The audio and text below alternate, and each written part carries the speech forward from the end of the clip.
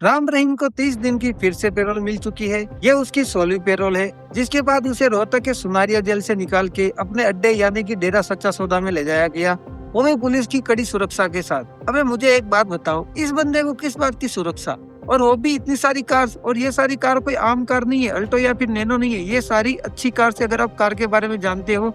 और ये वाली कार तो लैंड क्रूजर 300 जो कम से कम 2 करोड़ से 2.5 करोड़ के बीच में आती है। एक साइड पर मोदी जी कहते हैं कि पेट्रोल बचाओ, हमें पेट्रोल डीजल का उपयोग कम करना होगा, और दूसरी साइड इस गुंगराले बाल वाले भलों की बारात निकाली जा रही है इतनी सारी कारों के साथ। और एक बार आप ये लिस्ट देखो, ये बंदा इतनी बार जेल से बाहर आ चुका है, इसका हर बार का यही चौथ भांगड़ा है, अंदर जाओ बाहर आओ, अंदर जाओ बाहर आओ, रिपीट मोड में बस यही चलता रहता है इस बंदे का। अगर आपके पास पैसा है और अगर आप पावरफुल हो तो आप लो के बाहर हो, लेकिन अगर आप गरीब हो या फिर मिडिल क्लास हो तो आप एक कॉकरोच हो।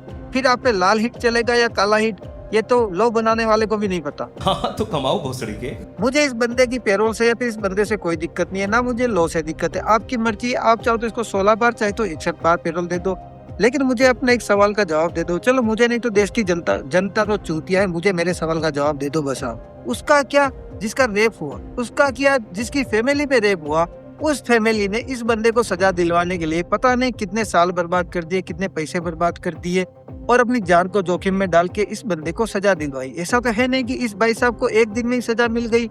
हकीकत आपको भी पता है कि आसानी से तो ये गए नहीं थे अंदर। ये आज तक की गाड़ी है जिसको बस अभी से बस 15 से 20 मिनट पहले उनके साथ तोड़फोड़ की गई है, और जो ड्राइवर है वो हमें बता रहा है कि इस तरीके से अंदर हथियार है उनके पास, लोहे के धारदार पत्थरों से मार रहे हैं, और वो कुछ भी नहीं सुन रहे हैं, ना ही समझ रहे हैं। और जब फिर आप ऐसे एग्जाम्पल अपने आसपास देखते हो तो आपके माइंड में और सभी के माइंड में ये थॉट आता है कि इंडिया में अगर रहना है चैन से तो शिकार बनने से तो अच्छा है कि शिकार करो, लेकिन ये भी गलत है। No, God, please, no, no! India में रहने का फंडा क्लियर है। अगर आपको खुशी से रहना है, चैन से जीना है, अपनी फैमिली की सेफ्टी देखनी है, तो फिर आपको पैसे कमाने पड़ेंगे, पावरफुल बनना पड़ेगा।